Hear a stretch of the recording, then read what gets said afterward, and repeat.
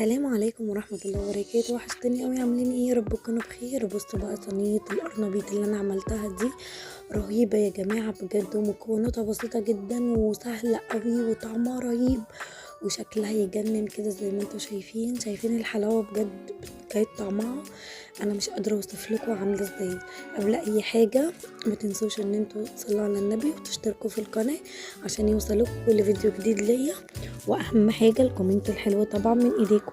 بصوا بقى هنا يا جماعه انا بقطعها كده زي ما انتم شايفين، واحطها كده في الطبق عشان اوريكم بس شكلها من جوه بتبقى جوسي قوي وطريه، بتبقى عامله ازاي. بصوا يا جماعه طلعت بكل سهوله تحفه بجد، ما شاء الله جميله جدا. ما خدتش في ايدي كتير، يعني مدتها في العمايل ربع ساعه بالظبط. بتفضل في الفرن ربع